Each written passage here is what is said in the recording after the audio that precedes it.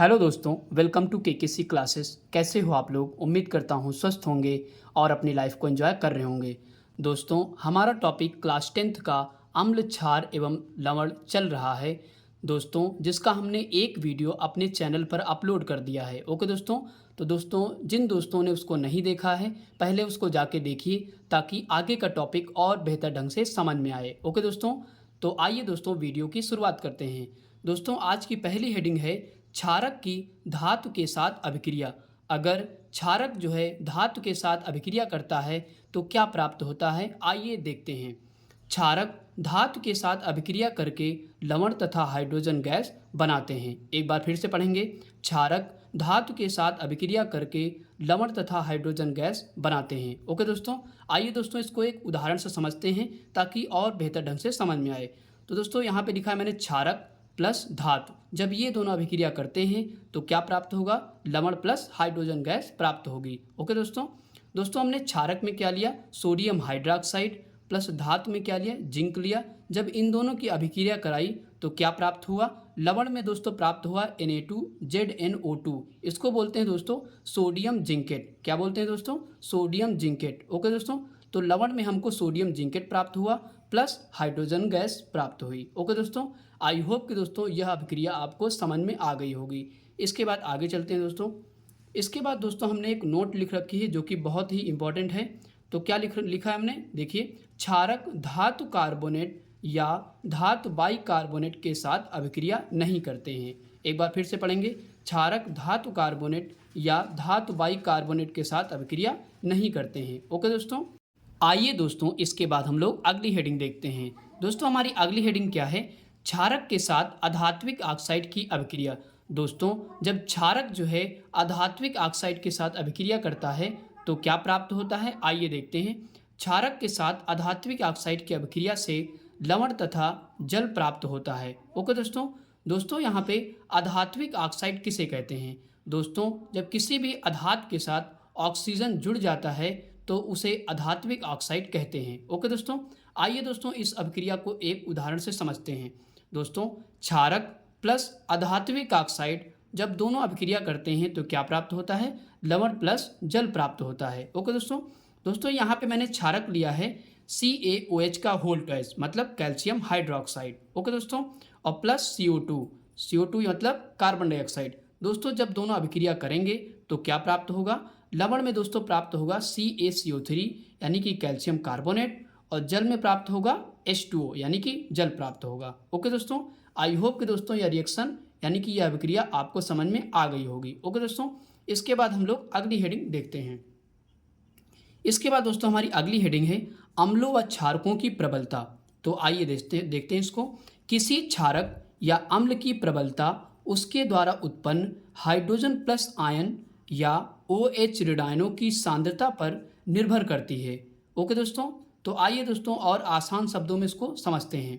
दोस्तों, किसी भी विलयन में यदि हाइड्रोजन प्लस आयन की सांद्रता अधिक है तो वह विलयन कैसा होगा, यानी कि वह अम्ल कैसा होगा? तो प्रबल अम्ल होगा। ओके दोस्तों, यदि किसी भी विलयन में हाइड्रोजन प्लस आयन की सांद्रता कम मात्रा में है तो वह अम्ल दुर्बल अम्ल होगा। ओके दोस्तों, इसी तरीके से इसमें भी OH ऋणायनों की सांद्रता जिस विलयन में अधिक मात्रा में होगी तो वह क्षारक कैसा होगा? प्रबल क्षारक होगा।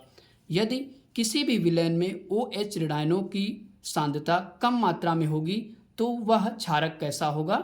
दुर्बल क्षारक होगा। ओके दोस्तों, आई होप कि दोस्तों यहाँ तक समझ में आ गया होगा। आइए दोस्तों इसके बाद हम लोग अगली हेडिंग देखते हैं। दोस्तों, हमारी अगली हेडिंग है पीएच स्केल। दोस्तों, पीएच स्केल से एग्जाम में हमारे बहुत से क्वेश्चन बनते हैं, तो आइए दोस्तों इसको हम लोग पढ़ लेते हैं। दोस्तों, पहला पॉइंट हमारा है पीएच स्केल की खोज सोरेनसन नामक वैज्ञानिक ने की थी। ओके दोस्तों, तो आइए दोस्तों एक बार फिर से पढ़ते हैं। पीएच स्केल की खोज सोरेनसन नामक वैज्ञानिक ने की थी। ओके दोस्तों, इसके बाद हमारा अगला पॉइंट है पीएच स्केल किसी विलयन की अम्लीयता व क्षारीयता को मापने का एक पैमाना है। ओके दोस्तों, पीएच स्केल क्या मापता है?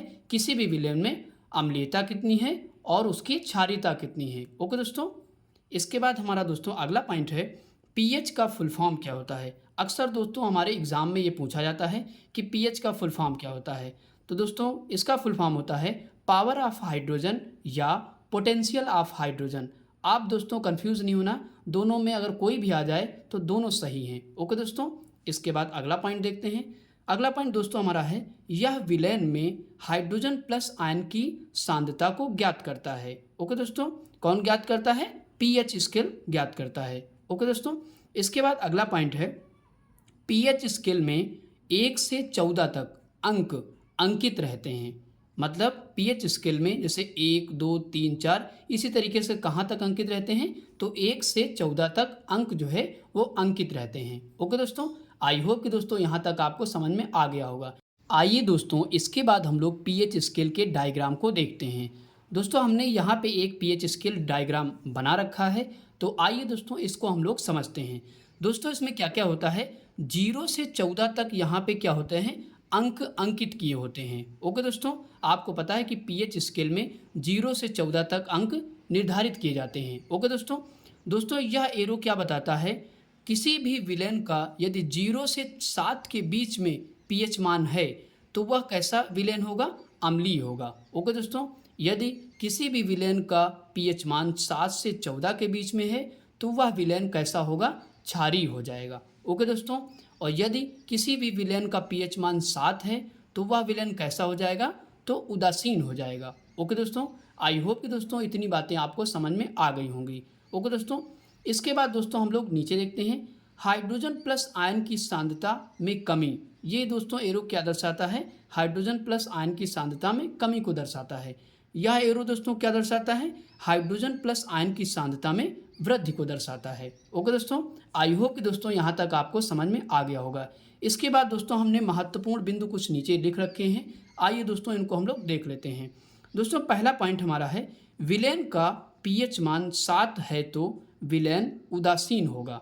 ओके दोस्तों, इसके बाद दूसरा पॉइंट है, विलयन का पीएच मान 7 से कम है तो वह विलयन कैसा होगा? अम्लीय हो जाएगा। ओके दोस्तों, कैसा हो जाएगा? अम्लीय हो जाएगा। इसके बाद दोस्तों अगला पॉइंट है, विलयन का पीएच मान 7 से अधिक होगा तो वह विलयन कैसा हो जाएगा? क्षारीय हो जाएगा। ओके दोस्तों, वही जो हमने आपको ऊपर समझाया वही बातें यहाँ पे हमने नोट डाउन कर रखी हैं। ओके दोस्तों, आई होप कि दोस्तों इतना आपको समझ में आ गया होगा। आइए दोस्तों इसके बाद हम अगली हेडिंग को देखते हैं। दोस्तों हमारी अगली हेडिंग है, विलयन के पीएच मान। दोस्तों यहाँ से बोर्ड एग्जाम में 1 या 2 नंबर का क्वेश्चन अक्सर पेपर में आ जाता है। ओके दोस्तों, तो दोस्तों एक तरफ हमने लिख रखा है विलयन, दूसरी तरफ उनके पीएच मान लिख रखे हैं। ओके दोस्तों, तो आइए दोस्तों यहाँ पे हम लोग इसको पढ़ लेते हैं। दोस्तों पहला विलयन है जल, तो जल का पीएच मान कितना होता है दोस्तों? 7 होता है। ओके दोस्तों, अगर पेपर में आ जाए कि जल का पीएच मान कितना होता है तो 7 होता है। ओके दोस्तों, इसके बाद दूसरा हमारा है दूध का पीएच मान। दोस्तों दूध का पीएच मान कितना होता है? तो 6.4 होता है। ओके दोस्तों, इसके बाद अगला है हमारा मानव रक्त का पीएच मान कितना होता है? 7.4 होता है। ओके दोस्तों, कितना होता है? 7.4 होता है। इसके बाद हमारा नेक्स्ट है नींबू का पीएच मान। नींबू का पीएच मान दोस्तों कितना होता है? 2.4 होता है। ओके दोस्तों, इसके बाद दोस्तों हम लोग आगे देखते हैं। इसके बाद हमारा है दोस्तों सिरका, यानी कि सिरके का पीएच मान कितना होगा? तो 3 होगा। ओके दोस्तों, इसके बाद है मानव लार का पीएच मान कितना होता है? 6.5 से 7.5 के बीच में होता है। ओके दोस्तों, इसके बाद अगला है मानव मूत्र का पीएच मान कितना होता है? तो 4.8 से 8.4 के बीच में होता है। ओके दोस्तों, इसके बाद दोस्तों हमारा अगला है समुद्री जल का पीएच मान कितना होता है? 8.5 होता है। ओके दोस्तों, इसके बाद नेक्स्ट है शराब का पीएच मान कितना होगा? 2.8 होगा। इसके बाद दोस्तों हमारा है अम्ल वर्षा का पीएच मान, यानी कि अम्लीय वर्षा का पीएच मान कितना होता है? तो 5.7 से कम होता है। ओके दोस्तों, आई होप कि दोस्तों यहाँ तक आपको समझ में आ गया होगा। दोस्तों इनको अच्छे से पढ़ लीजिए ताकि एग्जाम में आए तो आपका नुकसान ना हो। ओके दोस्तों, इसके बाद दोस्तों हमारी अगली हेडिंग है दैनिक जीवन में पीएच का महत्व। दोस्तों हमारे दैनिक जीवन में पीएच का क्या महत्व है, आइए दोस्तों इसको हम लोग पढ़ लेते हैं।